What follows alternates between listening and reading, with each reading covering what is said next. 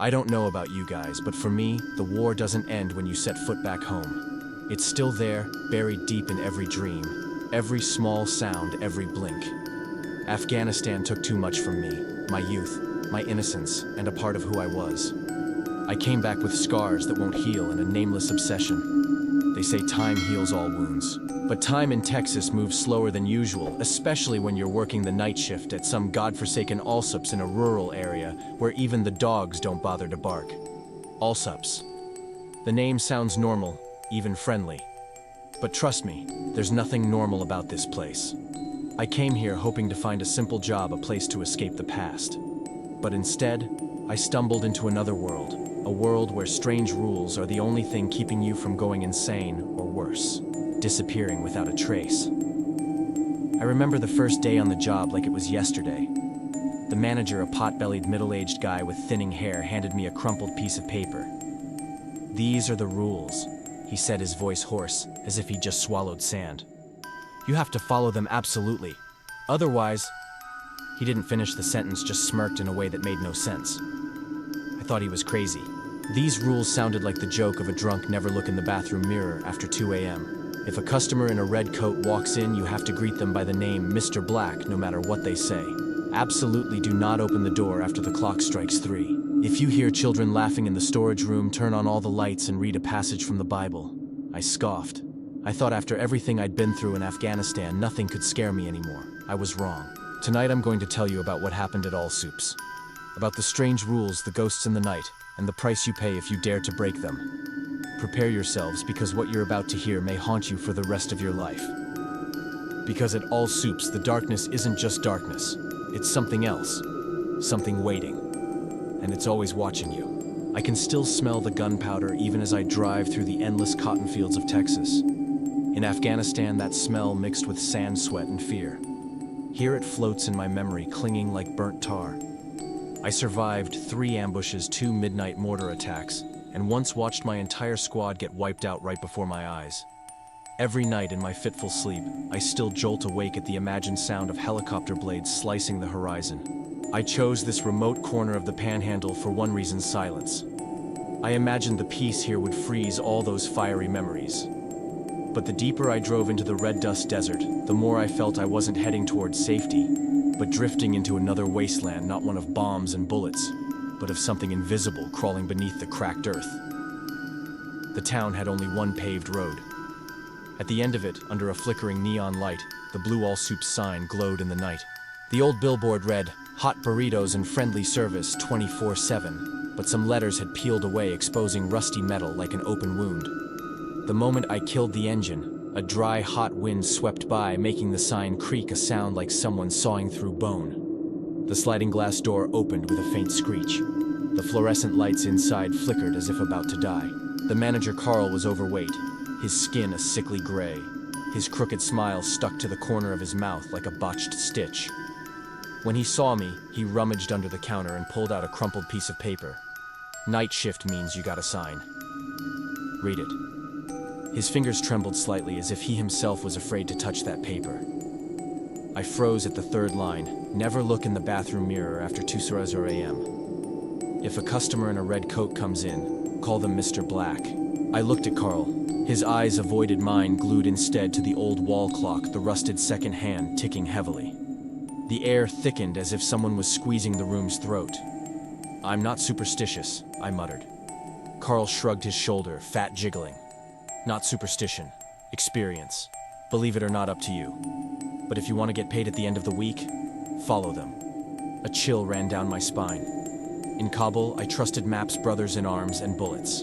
Here they wanted me to trust a scrap of paper and a few scribbled lines. 11:55 p.m. I took over the shift. The bell above the door jingled as Carl left, his eyes scanning the store like he was checking for something unnatural before melting into the night. The glass door closed, leaving me alone with the silent aisles. 12:07 a.m.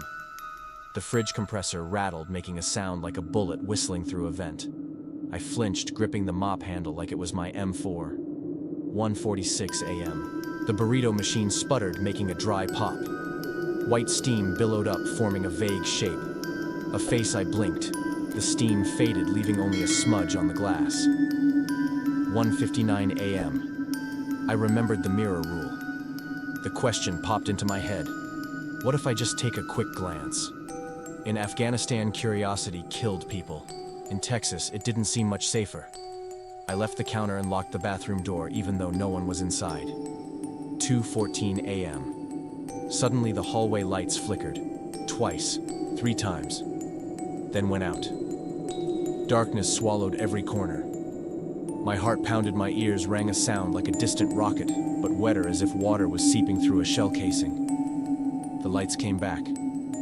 The snack aisle looked warped, bent by desert heat. On the floor, a box of Skittles had burst, the candies rolling out in a rainbow trail. I swear I hadn't dropped it. I bent down to pick up the box and noticed a child's footprint in the sticky puddle of spilled soda. The print was clear, as if someone had just walked through when the lights went out. I looked up straight into the convex security mirror in the corner, the kind meant to catch shoplifters. My reflection stood alone in the aisle, but there was something else beside me, a short, misshapen shadow, its head tilted toward me. I blinked. The shadow was gone. Only the ticking of the clock remained loud as a rifle being loaded. For the first time since leaving the battlefield, I felt truly unarmed. And Allsup had officially become my new outpost, a place where the enemy had no shape, no trajectory, but was always lurking just behind me. In Afghanistan, at least I knew who I was fighting. Here, I'm not even sure what I'm up against, but I know one thing: I can't break a single rule. Because in the darkness of Allsup's invisible wounds are far more dangerous than any shrapnel that ever tore through my flesh. The rules weren't just a list, they were a warning, a lifeline, and a curse all at once. I kept the crumpled paper in my pocket, the ink smudged from my sweaty hands. Every time I felt the urge to laugh at them, something in the store would remind me these rules were not a joke. The first time I worked a shift that stretched past 2 a.m., I found myself standing outside the bathroom door, staring at the faded employees only sign. The store was silent except for the hum of the freezers. I remembered the rule, never look in the bathroom mirror after 2:00 a.m. But curiosity is a disease. I pushed the door open, the hinges groaning. The fluorescent light inside flickered, casting long, twitching shadows. I caught my reflection in the mirror just for a second. My face stared back, but my eyes didn't blink when I did. They just watched, unblinking, a cold, knowing smile curling at the edge of my lips in the glass. I stumbled back, heart pounding, and slammed the door shut. From that night on, I avoided the bathroom after 2 a.m. no matter how badly I needed to go. It was a Tuesday, just after 2:30 a.m., when the bell above the door jingled. A man stepped in, tall and thin, wearing a red coat that looked too heavy for the Texas heat. His face was pale, almost waxy, and his eyes were dark pits. He walked straight to the counter, never breaking eye contact. I remembered the rule. If a customer in a red coat walks in, call them Mr. Black, no matter what they say. He asked for a pack of cigarettes, his voice flat and echoing. I forced myself to say, "Of course, Mr. Black." He smiled, a slow, unnatural stretch of his lips. He took the cigarettes, left a bill on the counter, and walked out. When I looked at the money, it was old, faded, and covered in strange, dark stains. The next morning, the bill was gone. One night at exactly 3:01 a.m., someone pounded on the back door. The sound was frantic, desperate. I could hear a woman's voice, muffled and pleading. "Please let me in. They're coming." My hand hovered over the lock, every instinct screaming at me to help. But the rule was clear. Never open the door after the clock strikes 3. I backed away, heart racing. The pounding grew louder, then stopped.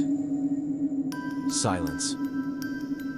When I checked the security camera later, the screen was filled with static, but for a split second, I saw a pale face pressed against the glass mouth, open in a silent scream. The first time I heard it, I thought I was losing my mind. A high, tinkling laughter echoing from the storage room in the back. The rule said, if you hear children laughing in the storage room, turn on all the lights and read a passage from the Bible. My hands shook as I fumbled for the light switches flooding the store with harsh white light. I grabbed the battered Bible from under the counter and read aloud, my voice trembling. The laughter faded, replaced by a cold, heavy silence.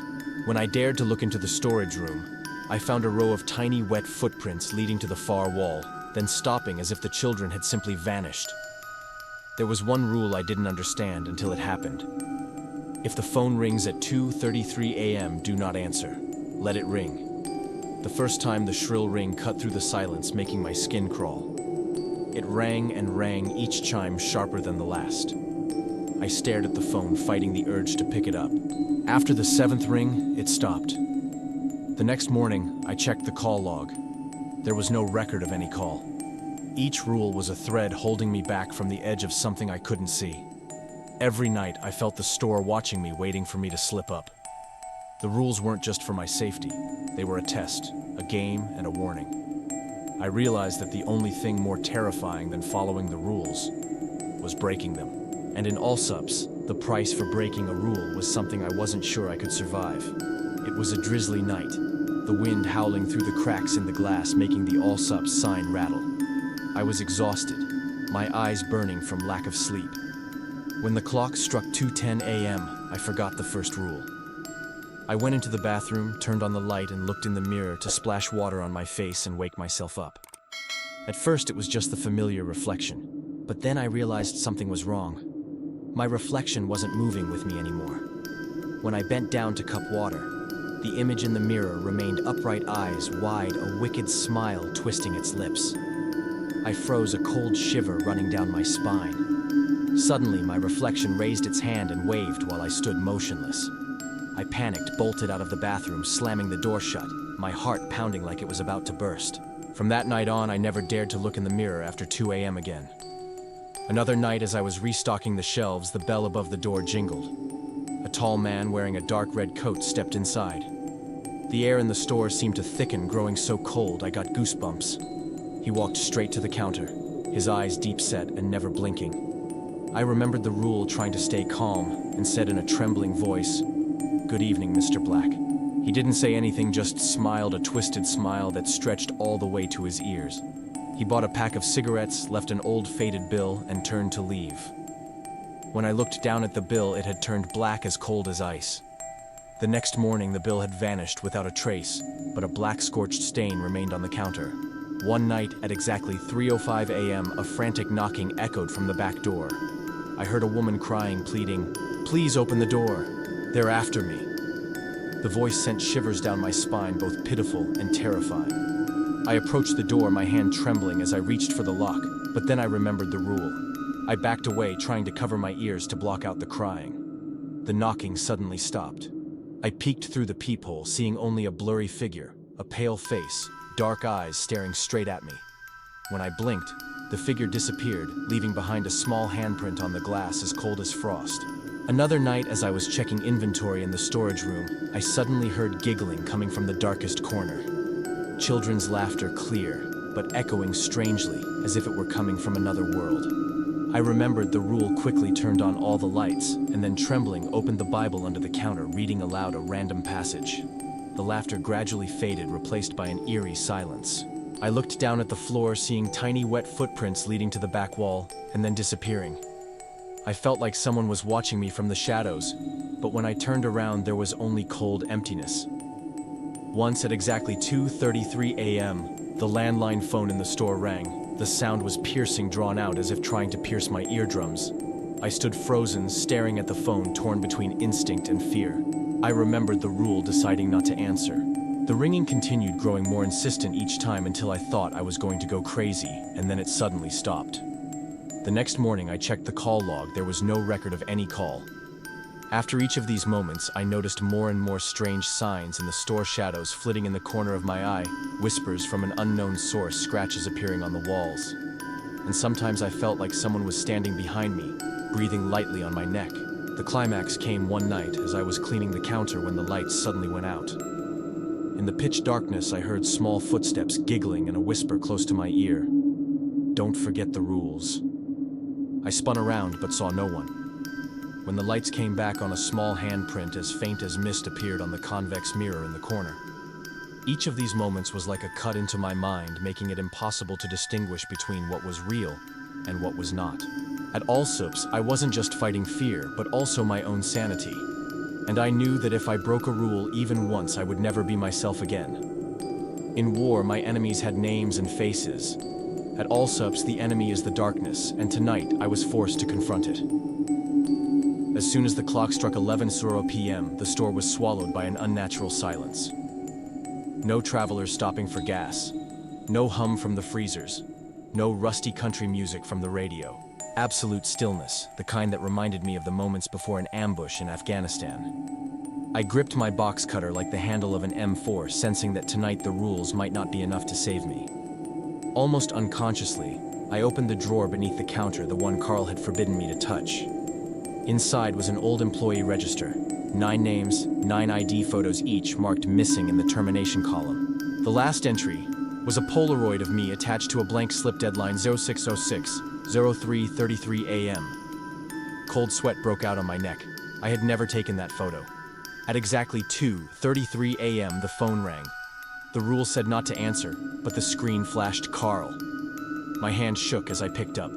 Carl's voice was muffled as if echoing from a tunnel. "You're still there. Listen, Allsups isn't a store, it's a seal. The rules, they're rituals to keep it locked. At 3:33 a.m. tonight, the seal is weakest. If you want to survive, keep all the lights on and don't trust anyone, not even me." The line went dead, leaving only a long scraping static like fingernails on glass. The store's lights flickered out. The backup generator sputtered, coughed, then died. The only light left was the neon sign outside, now flickering blood red. In the suffocating darkness, a child's voice rang out, "Wanna play hide and seek, soldier?" I turned on my phone's flashlight. The beam swept over the candy aisle, torn Skittles bags, the candies arranged in an arrow pointing toward the storage room. I followed the candy arrow.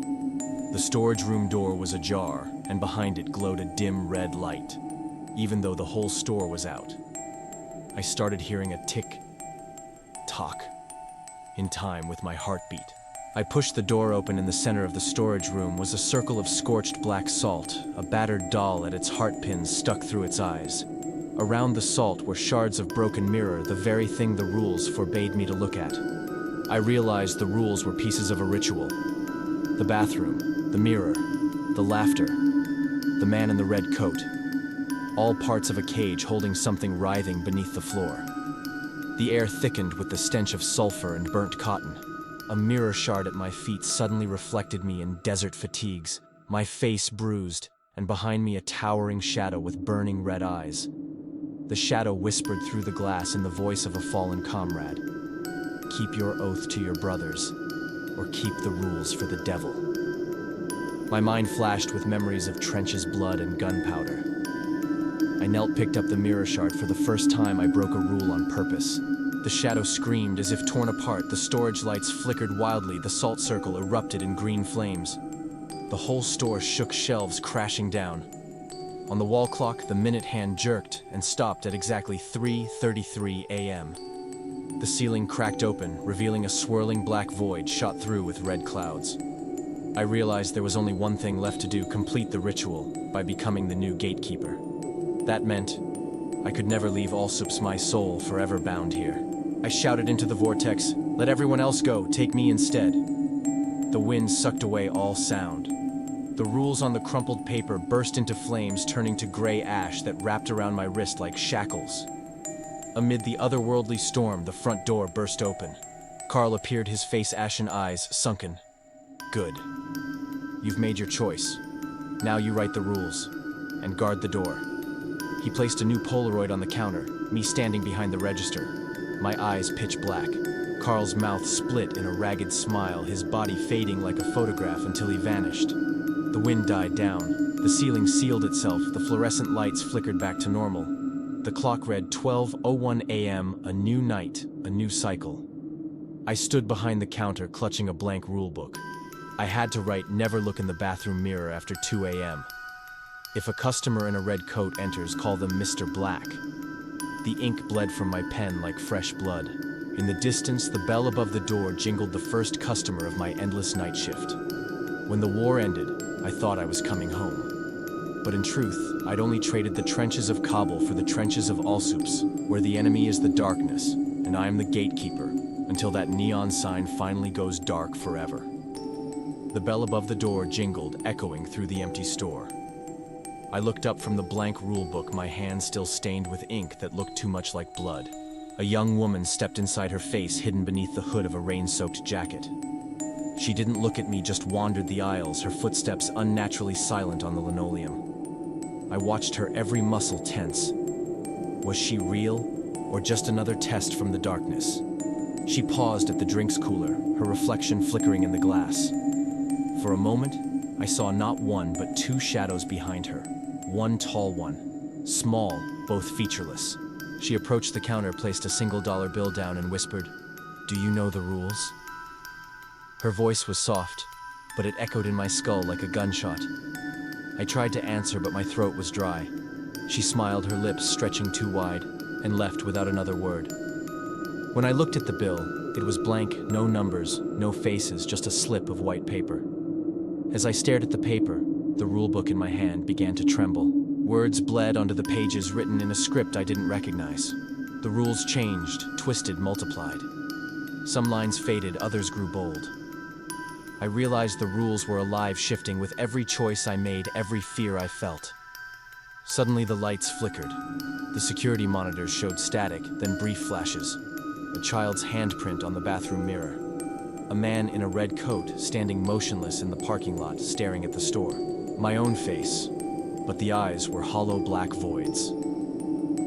At 3:33 a.m., the air grew cold. The store's front windows fogged up and shapes began to appear in the mist, faces I recognized from the old employee register. They pressed against the glass, their mouths moving in silent screams, eyes pleading for release.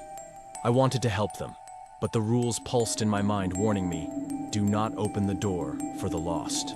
One face lingered longer than the rest, a young man with a military buzz-cut eyes, haunted and desperate.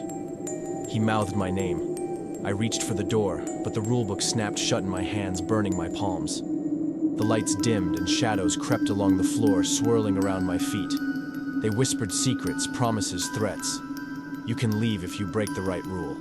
Let us in and you'll never be alone again. Write a new rule and see what happens. I felt the urge to test them, to see what would happen if I broke just one rule. But the memory of Carl's fate and the faces in the fog held me back. Time lost all meaning. The clock above the counter spun wildly, then stopped. The neon sign outside flickered, sometimes spelling help, sometimes hell. Every night the same events repeated, but always with small, terrifying changes. Sometimes the phone rang with my mother's voice begging me to come home. Sometimes the man in the red coat stood inside the store watching me from the shadows. Sometimes I caught glimpses of myself in the mirrors, but my reflection was always a step behind, always smiling. One night, the power went out completely. In the pitch black, I heard footsteps, slow, deliberate, circling me. A voice not quite human whispered in my ear, "You can end this. Just write one rule. The gatekeeper is free." My hand hovered over the rulebook, pen trembling. I could feel the weight of all the souls trapped here, the endless cycle of fear and duty. I wanted to be free. I wanted to go home. But as I pressed the pen to the page, the light snapped back on. The store was empty.